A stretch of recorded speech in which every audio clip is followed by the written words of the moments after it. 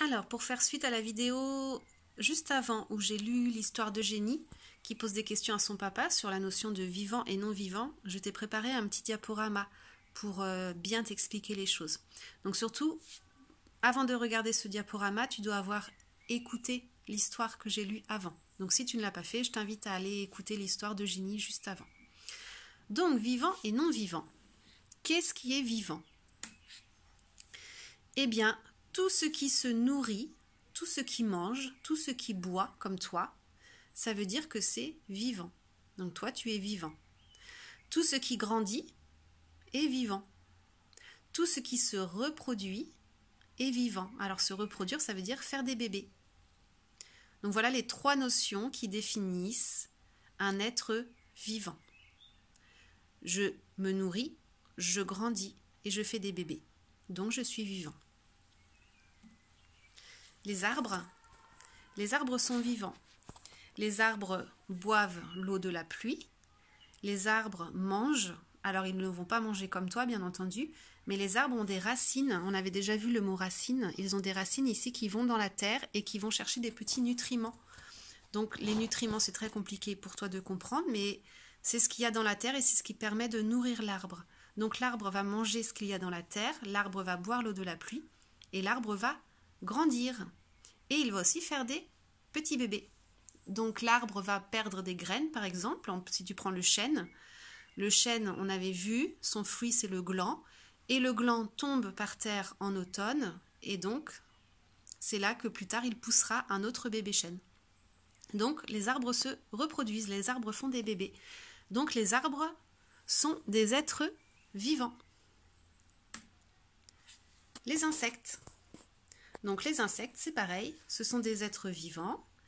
Ils ont besoin de boire, ils ont besoin de manger, ils grandissent et ils font des bébés. Donc ce sont des êtres vivants, comme toi. Les fleurs, c'est pareil. Donc les fleurs, c'est comme les arbres. Elles vont avoir besoin d'eau pour grandir. Elles vont avoir besoin de se nourrir, donc elles vont aller chercher des nutriments dans la terre avec leurs petites racines. Et elles vont aussi se reproduire grâce aux abeilles.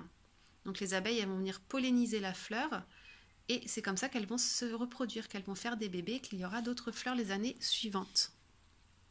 Donc les fleurs, c'est vivant. Les animaux, bien entendu. Donc les animaux mangent, les animaux grandissent, les animaux ont besoin de boire et les animaux font des petits bébés. Donc les animaux sont des êtres vivants. Les végétaux, donc tout ce que tu manges, les légumes, les fruits. Donc là, j'ai mis un chou-fleur, j'ai mis des carottes et j'ai mis un potager. Donc toute cette nourriture que tu manges, elle est vivante. Donc elle va avoir besoin d'eau, de terre, de nourriture qu'elle trouve dans la terre pour grandir.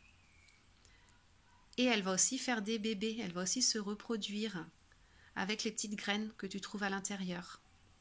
Donc les végétaux, les fruits et les légumes, ce sont des êtres vivants, tout comme les arbres, tout comme les fleurs, tout comme les animaux. C'est vivant. Et là, je te montre le non-vivant. Donc le non-vivant, en fait, ce sont tous les objets qu'il y a autour de toi. Donc tous les objets qu'il y a autour de toi, c'est non-vivant, pardon. Ça n'a pas besoin de manger, ça n'a pas besoin de boire, et ça ne va pas grandir. Ton nounours, il ne va pas grandir. Ton petit train, il ne va pas grandir. D'accord? Ta maison de poupée, elle n'a pas besoin d'eau, elle n'a pas besoin de manger, les pierres non plus. Donc tous les objets qu'il y a autour de toi, c'est ce qu'on appelle le non-vivant. Et pour voir si tu as compris, je te montre cette photo.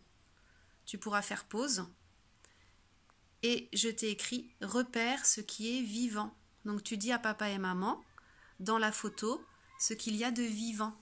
Donc j'approche, tu pourras faire pause, et tu montres avec ton doigt tout ce qui est vivant dans cette photo.